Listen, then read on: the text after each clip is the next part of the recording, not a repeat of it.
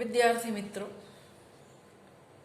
ગાંધીયુગ અને અનુગાંધીયુગની સરહદ પર ઉભેલા એક બહુ જ ગમતા કવિ, જે પાછા આધુનિક યુગની કવિતા પણ આઠમો દિલ્હી જેવી આપે, કૃષ્ણલાલ શ્રીધરાણી. શ્રીધરાણી વિશે બહુ બધા લોકોએ લખ્યું છે. ઉમાશંકર જોશીએ લખ્યું છે, રમણ સોનીએ તો શ્રીધરાણી નામની પુસ્તિકા કરી છે, એમના કાવ્યોનું સંપાદન અને એની પ્રસ્તાવના સરસ મજાની. ભાનુપ્રસાદ પંડ્યા, જયંત પાઠક, પારેખ તૃષિત, જેણે શ્રીધરાણીના કાવ્યો વિશે અભ્યાસ કર્યો છે, ચીનુ મોદી, દક્ષા વ્યાસ, સ્વાતંત્રોત્તર ગુજરાતી કવિતા, સુંદરમ, હરીન્દ્ર દવે, ધીરુ પરીખ, સુરેશ દલાલ અને સુરેશ જોશીએ એમના કાવ્યનો આસ્વાદ પણ કરેલો છે. નિશાળમાં હતા ત્યારથી પતંગીઓને ચમેલીના પ્રેમમાં પડેલા, અને યુપીએસસી વાળાને કોઈ પણ કવિ પૂછાઈ શકે એટલા માટે મને થયું કે શ્રીધરાણીની પણ થોડીક વાત કરીએ. સંદર્ભ ગ્રંથો મેં તમને આપ્યા, આટલા બધા સંદર્ભ ગ્રંથો છે. શ્રીધરાણી વિશે લોકોએ ઘણું લખ્યું છે. એમનું એક કારણ કદાચ શરૂઆતના તબક્કામાં શ્રીધરાણી દિલ્હીમાં બહુ મોટી પોસ્ટ પર જાણીતા પત્રકાર હતા, અને એમને ઘરે કેવા ડાયરા ભરાતા હતા એ હસમુખ શાહની આત્મકથામાં આપણે જોઈ શકીએ છીએ. 1911માં જન્મ અને 1960માં મૃત્યુ. કોડિયા એમનો કાવ્ય સંગ્રહ, મોરના ઈંડા, વડલો, પિયો ગોરી એ એમના જાણીતા એકાંકી સંગ્રહ, અને ઇન્સાન મિટા દુંગા નામનો વાર્તા સંગ્રહ એમના નામે બોલાય છે, પણ હું ઘણા વખતથી શોધું છું, મને કશે મળ્યો નથી. પરંપરાને અનુસરતા કવિ કોઈને કોઈ રીતે સ્વકીય શક્તિનો પરિચય આપે છે, સમકાલીન બળોને ઝીલે છે. ગાંધીવાદ અને સમાજવાદનો પુરસ્કાર એમના કાવ્યોમાં અને નાટકોમાં થયેલો છે, પરંતુ સૌંદર્ય તત્વ, આનંદ એમની કવિતાના કેન્દ્રમાં છે. ગાંધીયુગનો અભિનિવેશ શ્રીધરાણી ત્યજી શક્યા છે. અનુગાંધી યુગમાં નિર્ભ્રાંતિનું સંવેદન અને અછાંદસનો પ્રયોગ પણ આઠમું દિલ્હી જેવા કાવ્યથી શરૂ થયા હતા. એ રીતે શ્રીધરાણીને બે યુગને જોડતી કડી જેવા કવિ કહી શકાય. ગાંધીયુગીન ભાવનાના થોડાક કાવ્યો એમની પાસે મળે છે, પણ એ અનુગાંધી યુગ અને આધુનિક યુગને જોડતી કડી રૂપ કવિ છે. કોડિયા 1939માં સંગ્રહિત એમની કવિતા ઘણી લોકપ્રિય પણ બનેલી. બાળ કાવ્યો અને પ્રણય કાવ્યોમાં કવિના સંવેદનની વૈયક્તિકતા જણાઈ આવે છે.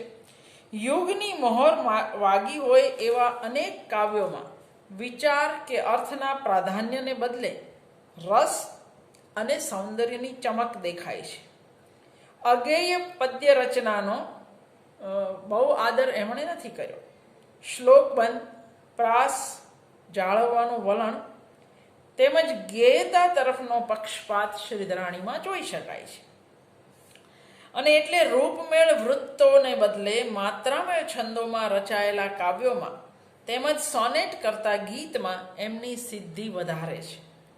સંવેદનમાં ઇન્દ્રિય સંતર્પકતા છે, ભાષામાં ઓજસ અને વ્યંજના છે, તેમજ નાટ્યાત્મકતા એ એક વિશેષ એવું ગુણ લક્ષણ છે એમનું. રાજકારણ અને સમાજકારણ સાથેના ઘનિષ્ઠ સંપર્કને કારણે નિર્ભ્રાંત બનેલા કવિની બીજા તબક્કાની કવિતાઓમાં ઉપસતું વ્યક્તિત્વ વિશેષ. બીજો તબક્કો શા માટે કહું છું હું? શ્રીધરાણી બાબતે બે વસ્તુ મહત્વની છે. એક, પહેલા તબક્કામાં દક્ષિણામૂર્તિમાં અને ગાંધીની વિદ્યાપીઠમાં અને પછી ટાગોર, શાંતિ નિકેતન એમનો અભ્યાસ, એટલે આ પ્રભાવ સીધો. 1935માં એ અમેરિકા ચાલ્યા જાય પત્રકાર તરીકે, અને છેક 49માં પાછા આવે. ગયા ત્યારે આઝાદીનો સંગ્રામ ચાલતો હતો, પાછા આવ્યા ત્યારે આઝાદી મળી ચૂકી છે. જે સપનાઓ જોયેલા આઝાદી માટેના એ લગભગ ખોટા પડ્યા એવી દેશની હાલત છે. જે સમકાલીન કવિઓ, ઉમાશંકરે કહ્યું છે કે જે સમયે અમે હજુ છંદો શીખતા હતા એ સમયે તો શ્રીધરાણી પતંગીઓને ચમેલી એક થયા ને બની પરી એવી કવિતા લખે છે. પણ શ્રીધરાણી જ્યારે પાછા આવીને જુએ છે ત્યારે તો ઉમાશંકર વગેરેનું તો એક નામ છે અને પોતાએ કવિતા ફરીથી લખવાની છે. એટલે ઘર જાત્રામાં એ કહે છે, ઉખડેલા નવ આંબા ઉગે, ઘરે ઉગેલા આભે પૂગે. એક જમીનમાંથી એટલે કે કવિતાના જગતમાંથી, સર્જનના જગતમાંથી મારો પગ ઉખડી ગયો છે અને જે અહીંયા મૂકીને ગયેલો ઉમાશંકર સુંદરમ વગેરે ઘરે ઉગેલા આભે પૂગે. એમની જે પ્રશસ્તિ ચારે બાજુ થઈ રહી છે, તો શ્રીધરાણીએ 2 તબક્કામાં કવિતા લખી છે.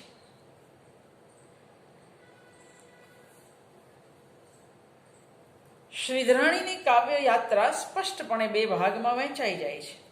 નાની ઉંમરે લખાયેલ સ્વાધીનતા સંગ્રામને લગતા કાવ્યો અને પછીના તબક્કે લખાયેલ સૌંદર્ય પ્રીતિ અને નિર્ભ્રાંતિના કાવ્યો. છેલ્લો કટોરો કાવ્યથી જેમ મેઘાણીએ ગોળમેજી પરિષદમાં જતા ગાંધીજીની મનસ્થિતિનું ચિત્ર આલેખેલું, એ જ રીતે શ્રીધરાણીએ સપૂત કાવ્ય દ્વારા જુવાન ડોસલાની દાંડીકૂચ વેળાની દૃઢતા અને સાત્વિક ખુમારીનું બયાન કર્યું હતું. પુત્રદાર જન્મ મૃત્યુના જુહાર, જંપવું ન ઝાલીમોય જંપશે ન સૌ ખુવાર. પ્રોફેસર ઠાકોર, બકા ઠાકોરના ગુલવંકી છંદની છટા અને ભાવની સઘનતા શ્રીધરાણી બહુ નાની ઉંમરે સિદ્ધ કરી બતાવે છે. એવું જ બીજું કાવ્ય સલામ છે.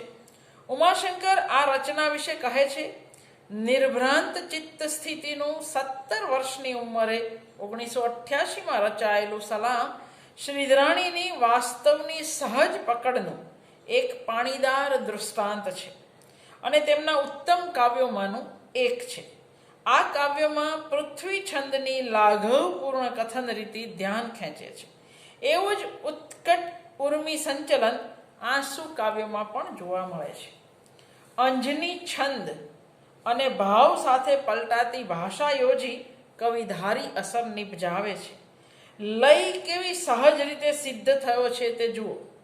તારાઓએ આંસુ પાયા, પીલુડીએ ઢોળ્યા છાયા, એમ કહી છેલ્લે વિશાળ ફલક સાથે એને જોડી આપે છે. વ્યોમ રડીને મુશળધાર, ખોદી તુજને કાઢે બાર, ક્યાં તારો જૂનો વિસ્તાર, કાં આજે આવો સુનકાર. કવિ કાવ્યમાં એક મુક્તિગાન.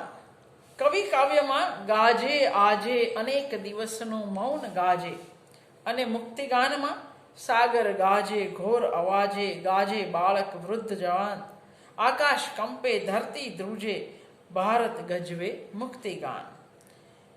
આ પ્રકારના શરૂઆતના ગીતો સુંદરમની જેમ જ શ્રીધરાણી પણ ધર્મના નામે થતા પ્રચલિત ઢોંગ અને ધતિંગને તિરસ્કારે છે. મંદિરના દેવને અને રૂઢિગત પૂજારીને પદભ્રષ્ટ કરી એ છેવાડાના માણસનો પુરસ્કાર કરવાનું કહે છે. શાંતિ નિકેતનમાં ભણ્યા પછીના કાવ્યોમાં રવિન્દ્રનાથ ટાગોરની અસર ઝીલતી સુંદર રહસ્યમય કાવ્ય તત્વવાળી રચનાઓ જોવા મળે છે. ધર્મ ત્રિશૂળ ખંડના કાવ્યોમાં મૂર્તિની ઉક્તિ રૂપે કવિ ધર્મ વિશેના વિચાર રજૂ કરે છે.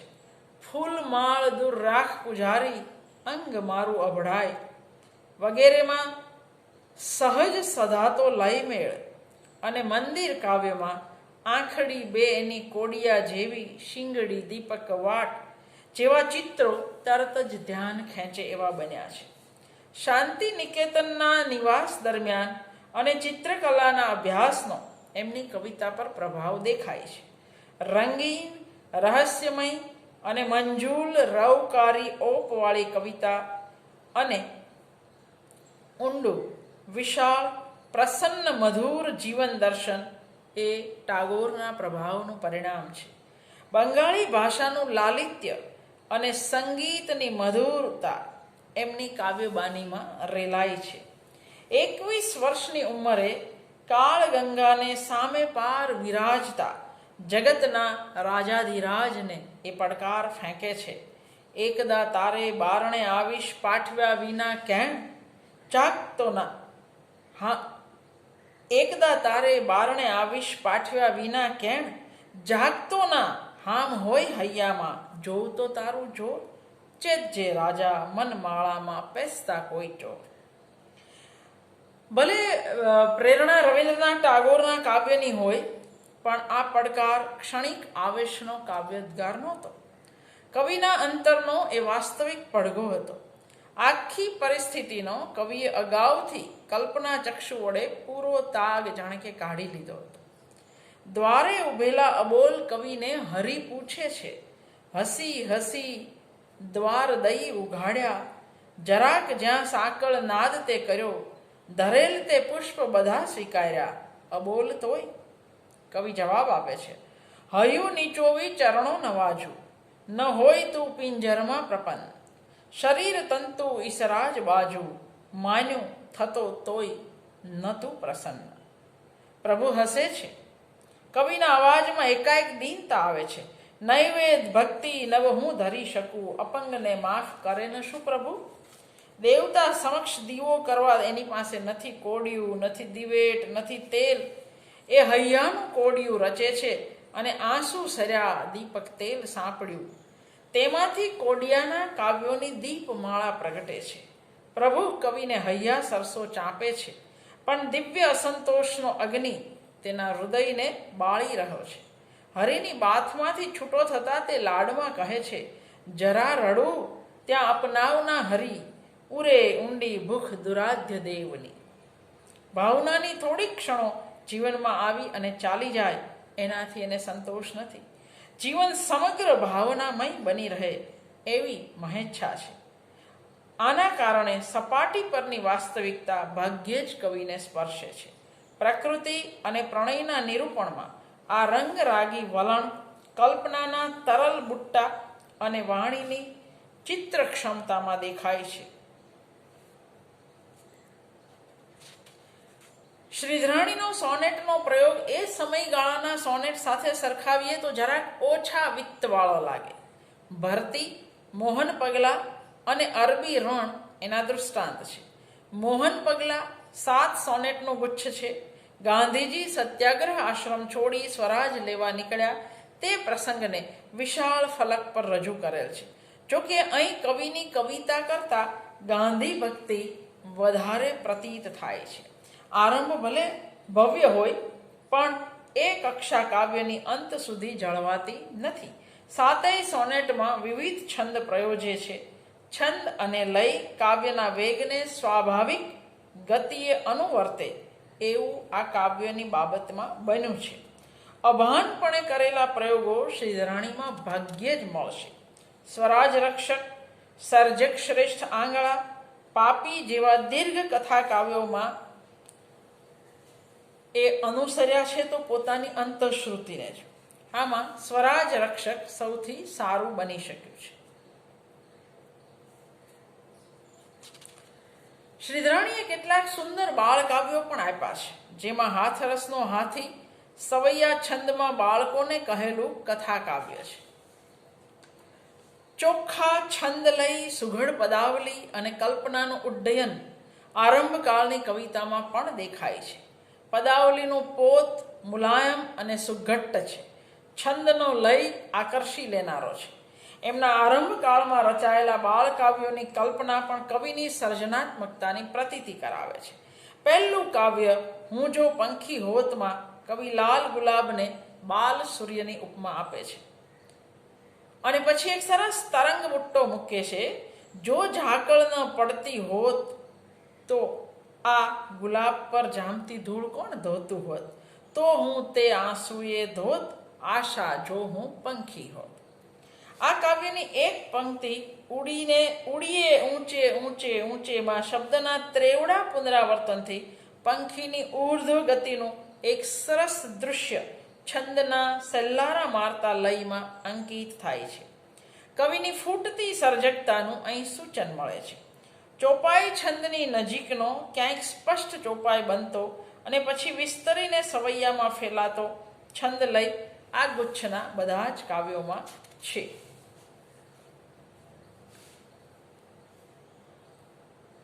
આ ભલડામાં ચાંદરડા, પીલુડીમાં પીલુડા. પછીનું કાવ્ય આશામાં આભ મોટું પાંદરડું, ઉપર ચળ કે ચાંદરડું. કલ્પનાની આ ચમક અને નિરૂપણની આ ઝીણવટ આ ગુચ્છના બીજા બે કાવ્યો શુક્ર તથા પરીમાં પણ જોઈ શકાય છે. પ્રારંભિક ગાળામાં રચાયેલું હોવા છતાં પતંગિયું અને ચમેલી શ્રીધરાણીની સમગ્ર કવિ કારકિર્દીના ઉત્તમ કાવ્યોમાંનું એક ગણાયું છે. શ્વેત અને સુગંધી ચમેલી તથા મેઘધનુષી પાંખોવાળું પતંગિયું એકરૂપ બની પરીમાં રૂપાંતર પામે છે. એ આ કાવ્યના સંવેદન વિશેનો જાદુ છે. સુરેશ જોશીએ આનો બહુ સરસ આસ્વાદ કરાયો છે.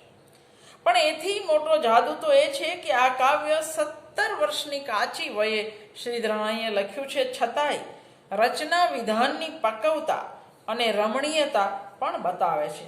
મળું મળું વહાલાને ક્યારે, વીંટળાવ ક્યારે એવા નાટ્યાત્મક આરંભ પછી કાવ્ય રમતિયાળ લય પ્રાસમાં નૃત્યની ગતિએ ચાલતું રહે છે.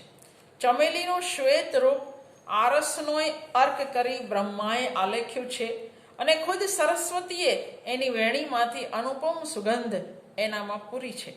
એવી વાગ્મિતાવાળી ઉક્તિમાં અલંકરણની પ્રૌઢી છે. છેવટની કડીમાં અવની આવ અનંતે ઉડે મલકંતી મહેકંત પરી એ પંક્તિમાં ધ્વનિના માધ્યમથી લયના હિલ્લોળથી પરીની ઉડ્ડયન ગતિ આપણે જોઈ શકીએ છીએ. આ કવિ કર્મ આપણને આકર્ષે છે. લયના હિલ્લોળ, કથનના અંશો તથા સંવાદની સરળતાથી તરત જ બાળભોગ્ય બની રહેતી આ રચના એમાં ઊંડે ઉતરતા કવિની સર્જકતાનો વિશેષ પરિચય કરાવે છે. સુરેશ જોશીએ કરેલો સુંદર આસ્વાદ તમે સુરેશ જોશીના જે આસ્વાદનું પુસ્તક છે એમાંથી જાતે જ વાંચો, એ વધારે સારું છે.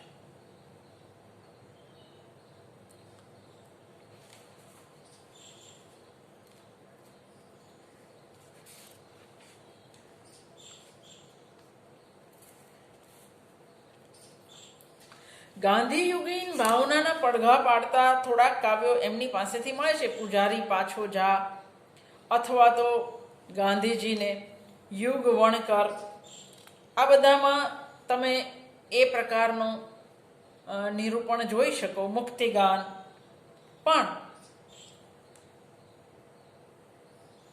જે સુંદરમ ઘણ ઉઠાવ મારી ભુજા મારે કશુંક ભાંગવું એવું જે કહી શકે છે એ મુક્તિગાનમાં શ્રીધરાણી કરી શક્યા નથી.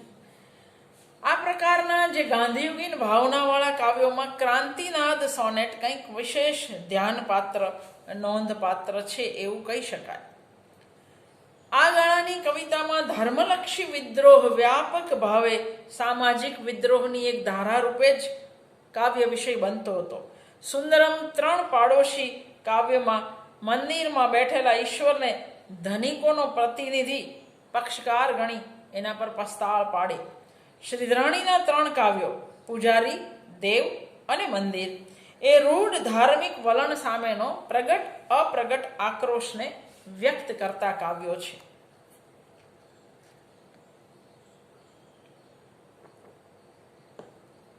આ ત્રણેય લોકપ્રિય કાવ્ય સંદર્ભે શ્રીધરાણીએ કહ્યું છે કે ધર્મ સમગ્ર વિશેની મારી માન્યતા ખંડનાત્મક અને મંડનાત્મક આમાં ગૂંથી લેવાનો પ્રયાસ છે.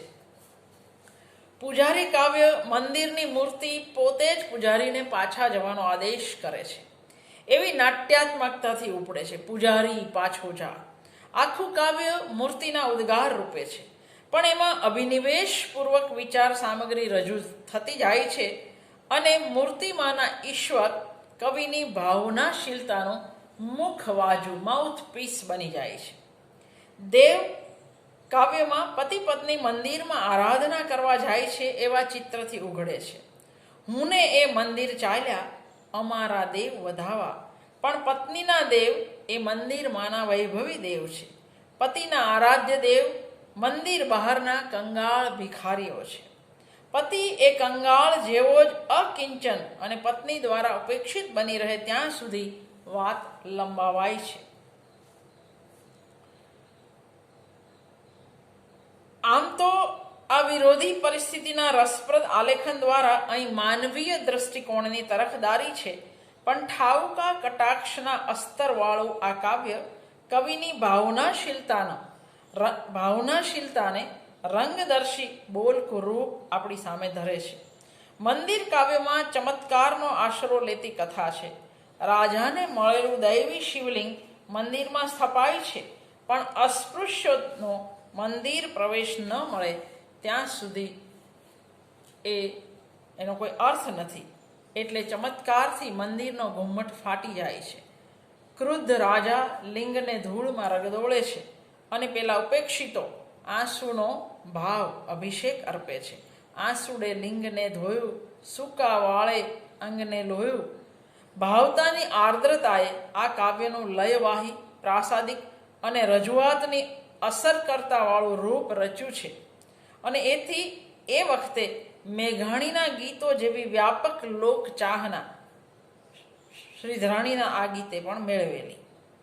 સર્જક શ્રેષ્ઠ આંગળામાં કારીગર વણકરનો એક કલાકાર તરીકેનો પશ્ચાતાપ છે. સમૃદ્ધોને શણગારવા જતા સાધનહીનોનું શરીર ઢાંકવાના પોતાના પહેલા કર્તવ્યને પોતે ચૂક્યો. માનવ તરીકે હીન બન્યો.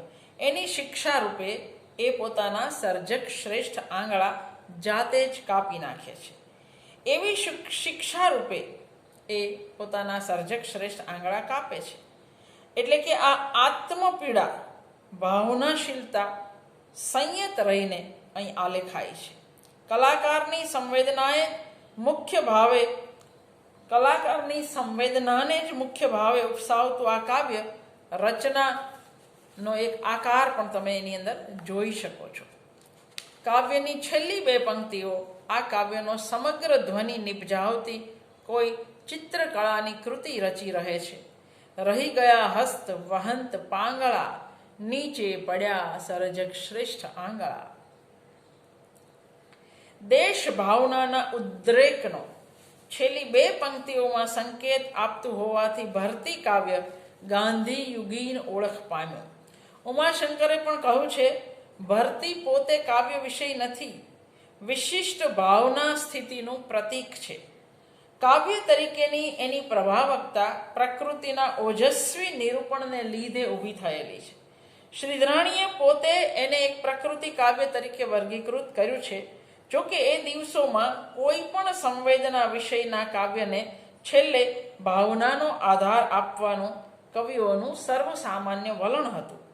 આ સોનેટ કૃતિને અંતે આવતો વળાંક વિશેષ ઉછાળને બદલે ઓટ બની રહે તે જરાક અકલ્પનીય છે. ખરેખર તો આ કાવ્યમાં સંવેદન વિષયથી પણ ઉપર ઉઠતું એનું રચના સ્થાપત્ય વધારે મહત્વનું અને કાવ્યને લાંબા સમય સુધી પ્રભાવક રાખનારું નીવડ્યું છે.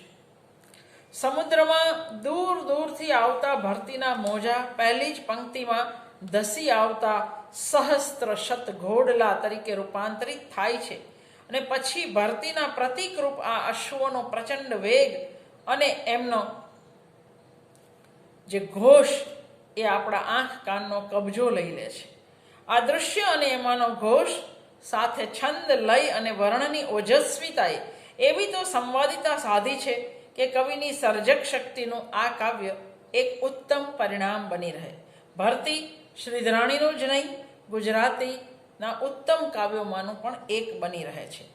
શ્રીધરાણીના અનુભવ જગતમાં આરંભથી જ પ્રકૃતિનું પ્રાધાન્ય રહ્યું છે.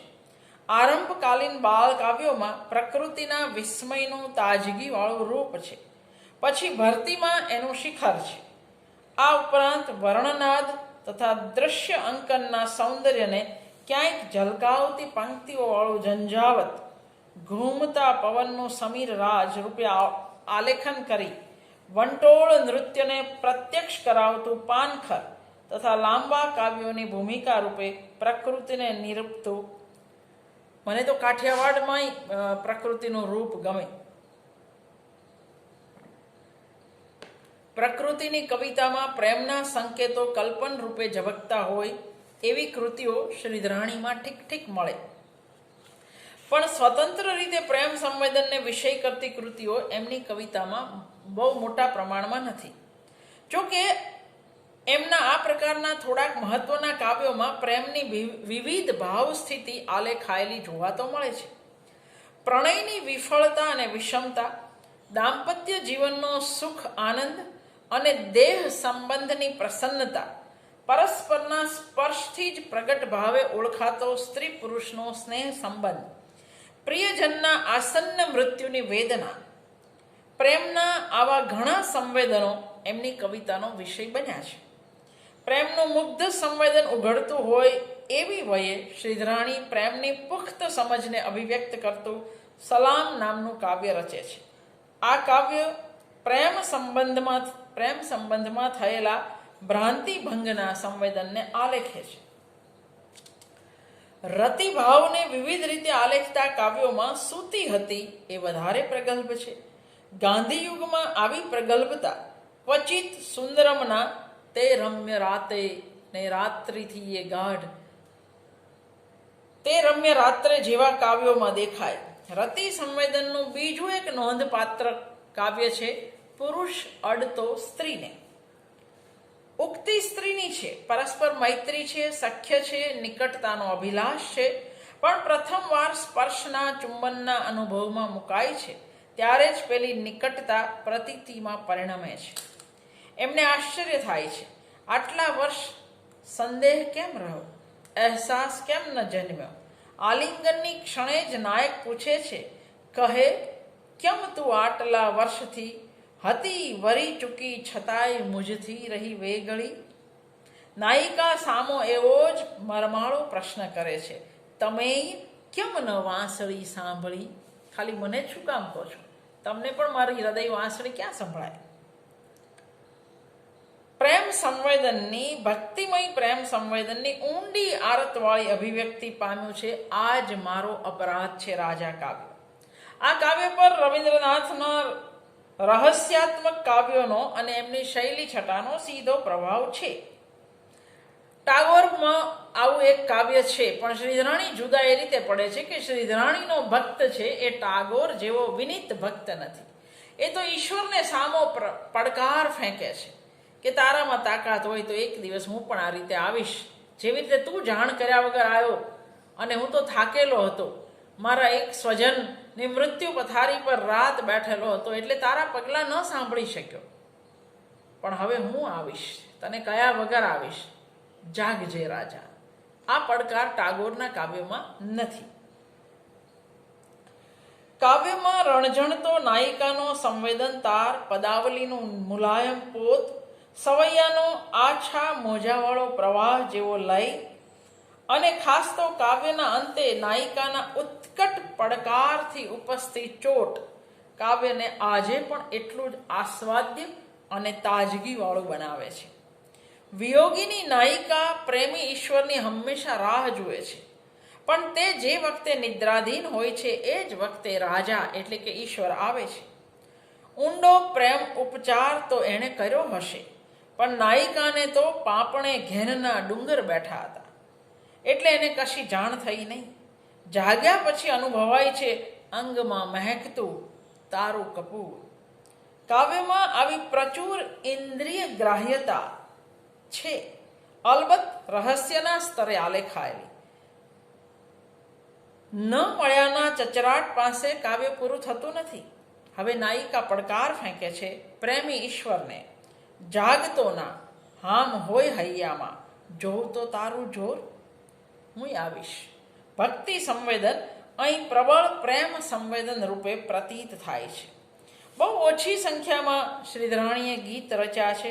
કુકડાનું ગીત, બથવારીનું ગીત, પંખીગણ, તારાઓ, ઝાકળ વગેરેમાં પ્રાસાદિકતા અને લયવાહિતા સારા છે.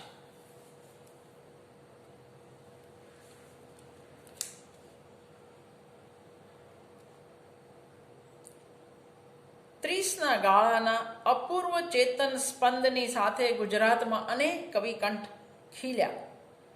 તેમાં સાચી કવિતાનો રણકો જેમના અવાજમાં વર્તાતો હતો એમનામાંના એક એટલે શ્રીધરાણી એવું ઉમાશંકર જોશી કહે છે.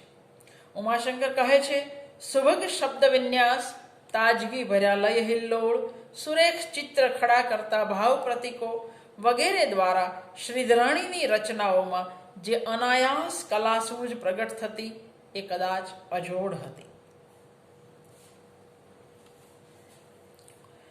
શ્રી રમણ સોની નોંધે છે કે શ્રીધરાણીની કવિતામાં કલ્પન ચિત્રોની તાજગી ઉપરાંત શબ્દ રચનાનું નાજુક નકશીકામ આરંભથી જ દેખાય છે. છંદ લય પર એમનો સહજ કાબુ છે. શરૂઆતમાં ચોપાઈ સવૈયાનો લય આત્મસાત થયા પછી ઉપજાતિ, અનુષ્ટુપ વગેરે અક્ષરમેળ છંદો પણ એમણે પ્રયોજ્યા છે. ભરતીમાં પૃથ્વી છંદ ઉત્કૃષ્ટપણે સિદ્ધ થયો છે. લય પરની સહજ પકડને કારણે એમના છંદોની ગતિ નિરઅવરોધ જણાય છે. પરંતુ આ આશાસ્પદ કવિના પરદેશ જવાના કારણે એમનું કાવ્ય લેખન લાંબા સમય સુધી એટલે લગભગ 15 વર્ષ સુધી વિરામ લે છે. 15 વર્ષે કવિ પાછા આવે છે ત્યારે ગુજરાતી કવિતામાં અને દેશની સ્થિતિના સંદર્ભો બદલાઈ ચૂક્યા છે. આ બધી પરિસ્થિતિઓમાંથી બદલાયેલી ઇબારતવાળી એમની નવી કવિતા માર્ગ કરતી જાય છે અને 8મું દિલ્હી કાવ્ય સુધી પહોંચતામાં શ્રીધરાણીની કવિતા સમકાલીન ગુજરાતી કવિતાની લગોલગ પહોંચી જાય છે. આ બીજા તબક્કામાં ભલે બહુ ઓછી પણ સત્વશીલ કૃતિઓ રચાય છે.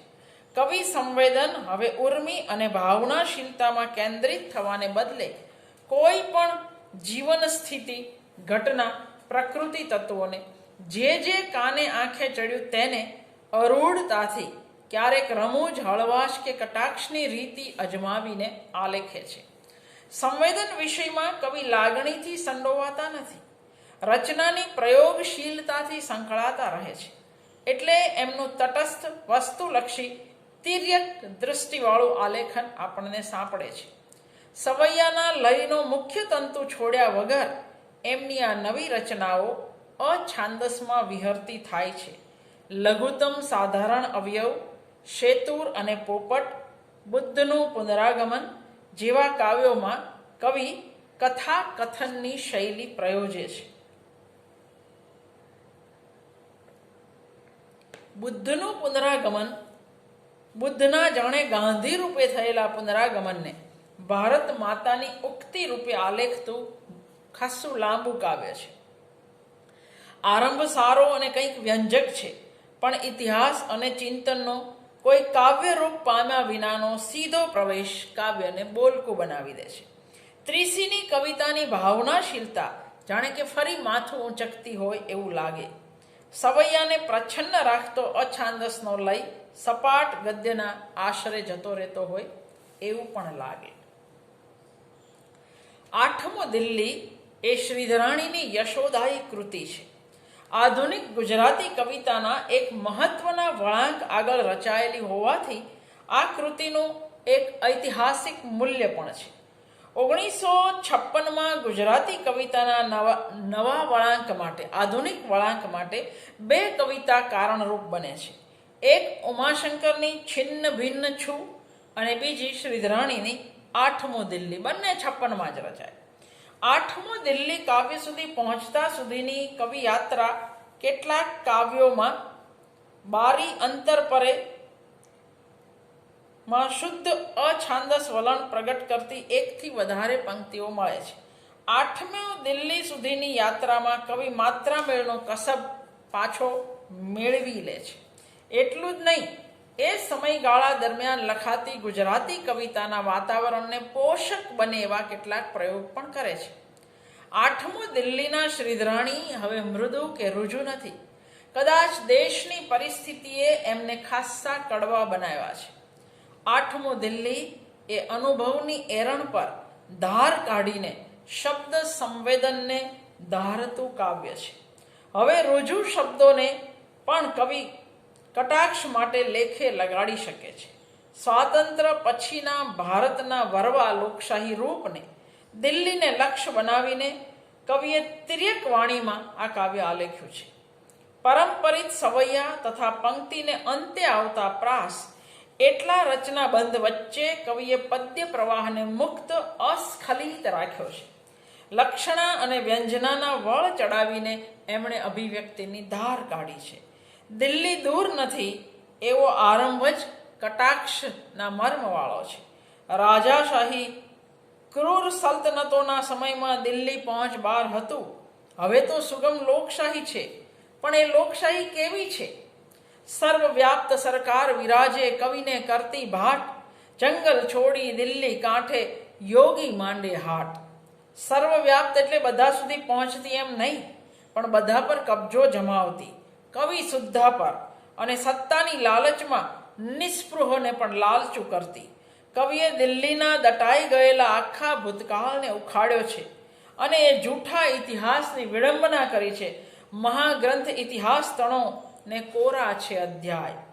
આ અધ્યાયો જે 7 વંશના છે એ 7 સલ્તનતો લથડી, એટલે હવે આ 8મો દિલ્હી છે, સ્વરાજ ધરાવતું દિલ્હી.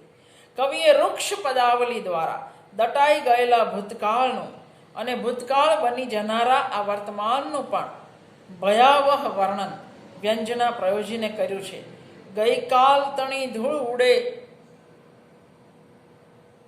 ખાત હાડનું ખાઈ ખડ શક્તિ પામે, તથા ભૂત ખભા પર ચડી ડોકિયા કરતું, મું હતું તે કુતુબ કુદી 2 વાર મરતું. કવિનો આક્રોશ દબાયેલો છે, પણ એથી જ એ વધારે આકરો, વધુ અસરકારક લાગે છે. ભવિષ્યની કોદાળી જ્યારે નમશે માં પેલો આઘાત છે. આ 8મું દિલ્હી પણ દટાશે, અને ત્યારે ભવિષ્યમાં જ્યારે ખોદકામ થશે ત્યારે શું મળશે? રૂપિયા, મોહરો, ચંદ્રકો બધું મળશે, પણ સારા સારનો વિવેક નહીં મળે. નહીં જડશે શુદ્ધ વિવેક. ભાવનાશીલતાને, શુદ્ધ વિવેક માટેની આકાંક્ષા બળતરાને પ્રચ્છન્ન રાખીને કટાક્ષ આક્રોશનો એક પ્રલંબ ઉદ્ગાર કવિએ આ કાવ્ય દ્વારા આલેખ્યો છે. લય, ઇબારત, પદાવલી, અભિવ્યક્તિ, પ્રતિકાત્મકતા એ બધાની દૃષ્ટિએ પૂર્વ શ્રીધરાણીની કવિતા રીતિની કાયા પલટ કરતું, એક નવીન અને નક્કર મુદ્રા રચતું 8મું દિલ્હી એ શ્રીધરાણીની કાવ્યકલાનું એક શિખર છે એવું કહેવું પડે.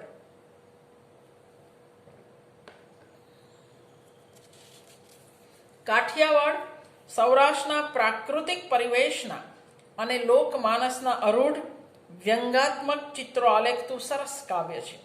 આવળ બાવળ બોરડીવાળા વેરાન પ્રદેશ તરીકેની ઓળખ તો સર્વસામાન્ય, પણ શ્રીધરાણી અહીં થોરીલો ખેસ એવા રૂપે એની ઓળખ આપે છે, એ આગવી છે. આ લાક્ષણિક કલ્પન કાઠિયાવાડનું વિશેષ વ્યક્તિત્વ ઉપસાવી આપે છે. પરંપરિત માત્રામેળ, અછાંદસ અને ગીત લયની ચાલમાં કલ્પનોના કૌંસ આદિ પ્રયુક્તિઓના પ્રયોગોને સમાવતું આ કાવ્ય સળંગ પ્રભાવકતાવાળું સારું કાવ્ય છે.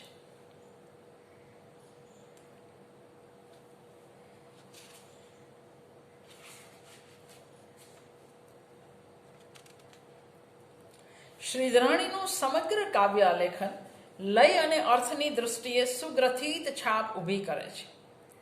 નલિન રાવળ કહે છે, પકડાતી ન પકડાતી અર્થ લયની શેર પર અવલંબતા એમના કાવ્ય જાદુનું કામણ ઓછું નથી.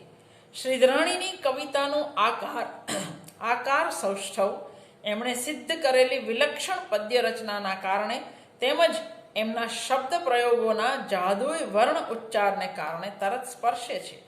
અર્થ વિન્યાસ અને વર્ણ વિન્યાસનું અનન્ય માધુર્ય એમની કવિતામાં પુષ્કળ છે. સૌરાષ્ટ્રની તળપદી બાનીનો ઉત્તમ કાવ્યોચિત વિનિયોગ કરવાનું કવિ કૌશલ શ્રીધરાણી વારંવાર સહજ રીતે દાખવે છે.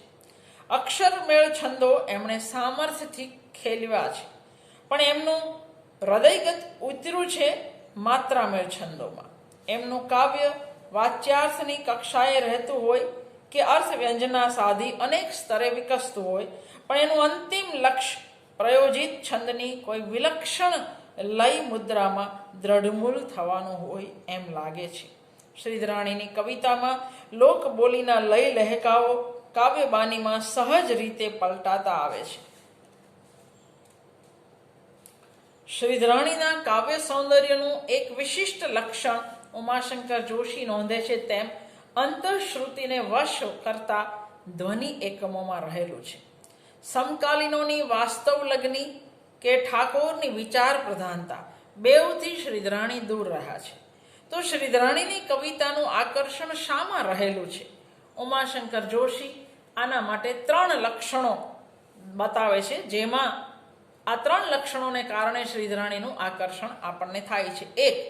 કમનીય રસોજ્જવલ પદાવલી. 2. ઇન્દ્રિય ગ્રાહ્યતા. 3. બુલંદ ભાવનામયતા. અને 4, જીવનના વાસ્તવની સહજ પકડ. આ તત્વો વડે શ્રીધરાણીનો કાવ્ય દેહ આગવો ઘડાયો છે અને અનોખું સૌંદર્ય સિદ્ધ કરી શક્યો છે. એમની કાવ્ય રચના પર સમકાલીન ઘડતર બળોની અસર પડી છે, સાવ નથી પડી એમ નહીં, પણ એમણે વિચાર પ્રાધાન્ય, વાસ્તવિકતા કે છંદ પ્રવાહિતા આમાંથી કશાનો અભિનિવેશ નથી કેળવ્યો. કાવ્ય રચના વિષયક અને જીવન વિષયક બધા બળોનો પ્રભાવ શ્રીધરાણીએ અનુભવ્યો છે, પણ પોતાની કૃતિઓમાં સૌંદર્ય કે કલાત્મકતા કરતાં બીજા કશા વિશે વધારે પડતો આગ્રહ એમણે સેવ્યો નથી.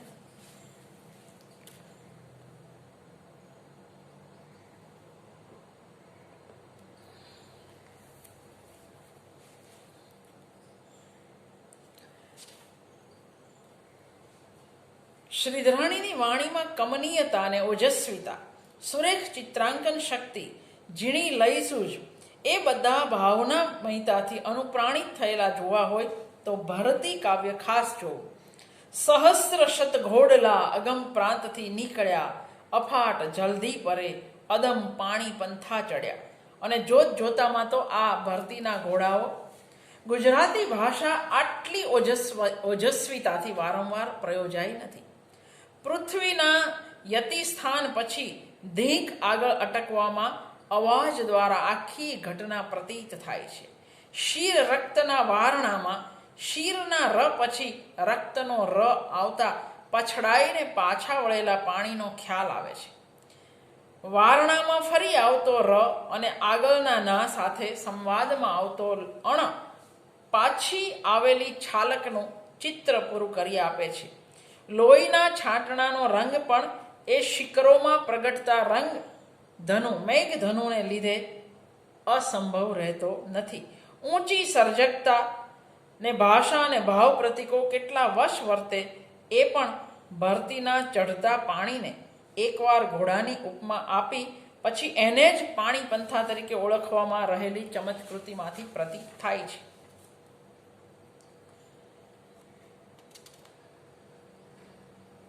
તમે એ જ રીતે આજ મારો અપરાધ છે રાજા એના વિશે પણ લાંબી વાત કરી શકો. આ એક એક કવિતા વિશે એક લેક્ચર કરી શકાય. ગાંધી પ્રશસ્તિના કાવ્યો, શ્રીધરાણીના પ્રેમના કાવ્યો, શ્રીધરાણીના દીર્ઘ કાવ્યો, બહુ જ લાંબો બોલવું પડે એવું શ્રીધરાણી વિશે આપણે ત્યાં એવું અને એટલું લખાયું છે. અને એમાંય 8મો દિલ્હી ભારતી એના વિશે ઘણું બધું વધારે લખાયું છે. તો એક એવો કવિ જે ઇવન એમનું કવિના શીર્ષકવાળું સોનેટ ક્રૂર સિકંદર જેમાં કવિનો મહિમા કરે છે એ પણ એ કહે છે નગર બાળવા નીકળેલા સૈનિકોને, રહો ઊભા રહો, કહું છું વાત એક સાંભળો, બાળજો બધુંય આગ ન લગાડશો, ગૃહે કવિતણા. બધું બાળજો પણ કવિનું ઘર ન બાળતા, કારણ પ્રાણ છે એ પ્રજાતણો, સંસ્કૃતિની એ આધારશિલા છે. તો આ સોનેટમાં ગુલબંકીનો લય અને સિકંદરનો મિજાજ બેવ આપણે માણી શકીએ. પતંગિયુંને ચમેલી જેવું કાવ્ય, સપૂત જેવું કાવ્ય, 8મો દિલ્હી જેવું કાવ્ય, કાઠિયાવાડ, આજ મારો અપરાધ છે રાજા, આ બધા કાવ્યો એવા છે જે ની અલગ સ્વતંત્ર રીતે વાત થઈ શકે. શ્રીધરાણી માટે ઉમાશંકર જોશીએ કહ્યું છે, છંદોને પ્રયોજવામાં અભ્યાસનું કૌશલ ઓછું, અંતઃશ્રુતિને વશ વર્તવાનું વધારે એવું એમનામાં જોવા મળે છે. ભલે એમણે પિંગળનો અભ્યાસ ન કર્યો હોય, પરંતુ અંતઃશ્રુતિને વશ વર્તીને લખેલા છંદો સાચા લખ્યા છે. એટલું જ નહીં, ક્યારેક નવા આકારો નિપજાવ્યા છે, પ્રયોગો પણ કર્યા છે. પતંગીઓ અને ચમેલીમાં દેખાતા સવૈયા ચોપાઈના લયમેળનું આ કવિને ભારે આકર્ષણ છે. સપૂત કે કવિનો ગુલબંકી, ભરતીનો પૃથ્વી, એટલે એવું કહી શકાય કે શ્રીધરાણી અક્ષરમેળ અને માત્રામેળ બેઉ પ્રકારના કાવ્યો લખી શકતા. એમના પાછલા તબક્કાના કાવ્યો વિશે પણ ઘર જાત્રા, વર્ષો પછી પાછા આવ્યા છે કવિ, અને અહીં તો કવિતા તો બદલાઈ ગઈ છે, કવિતાનું જગત બદલાઈ ગયું છે, દેશનું વાતાવરણ બદલાઈ ગયું છે. એટલે કોઈ રીતે કવિતા હાથમાં નથી આવતી. કમાન જેવો દેહ પાતળો, પકડું પકડું છટકી જાય એવું એને જે ભાવ છે, એ ભાવ છેલ્લી પંક્તિમાં ઉખડેલા નવ આંબા ઉગે, ઘરે ઉગેલા આભા ઉગે, ત્યાં આગળ વિરમે છે. ઉત્તર શ્રીધરાણીની કાવ્ય ભાષામાં થોડેક અંશે ગદ્યાળુતા, વાગાડંબર અને દુર્બોધતા જેવા દોષ છે, પણ બહુ ઓછા. સમગ્ર શ્રીધરાણી એક સાચવી રાખવા જેવા, વારે વારે વાંચવા જેવા અને ભણવામાં આવે તો દિલથી ભણવા જેવા કવિ છે. ક્યારેક મૂડ હશે તો આજ મારો અપરાધ છે રાજા, સપૂત, ભરતી અને આઠમો દિલ્હી, આ 4 કવિતા વિશે વિગતે વાત કરીશું, જો સમય અને મૂડ બેઉ કહેશે તો.